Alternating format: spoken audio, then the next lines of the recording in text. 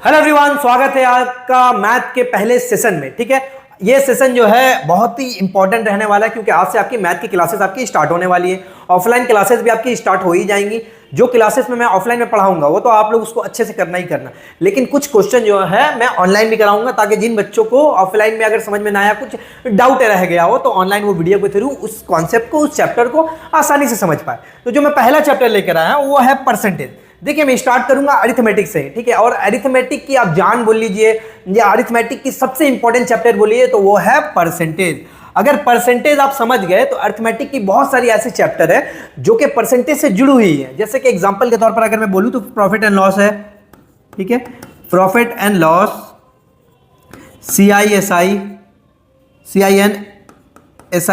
ये चैप्टर है। Time and work में भी कुछ इसका कॉन्सेप्ट है। तो ये चैप्टर जो होते हैं परसेंटेज से जुड़ी हुई है, परसेंटेज से रिलेटेड होती है। अगर आपको परसेंटेज अच्छे से समझ में आ रहा है तो ये जो चारों चैप्टर होती है, ये तीनों जो भी चारों चैप्टर है, ये भी आपको आराम से समझ में आ जाएंगे। लेकिन अगर परसेंटेज में ही अगर आपको दिक्कत हो रही है तो भैया आने वाले जो चैप्टर है वो आपके लिए थोड़ा सी मुश्किल होने वाले हैं। ठीक है, तो इसीलिए ये जो चैप्टर है परसेंटेज, इसको अरिथमेटिक का सबसे इंपॉर्टेंट चैप्टर बोला जाता है।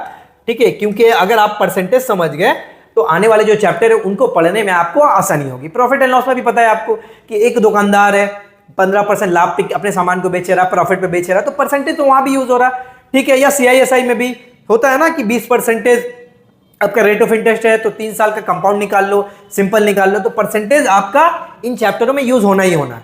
और रही बात अगर परसेंटेज के चैप्टर की बात करो तो क्या होता है कि एग्जाम में आपका SSC हो या रेलवे हो, तो SSC या रेलवे में आपको एटलीस्ट 2 क्वेश्चन तो देखने को मिलेंगे ही मिलेंगे एग्जाम में।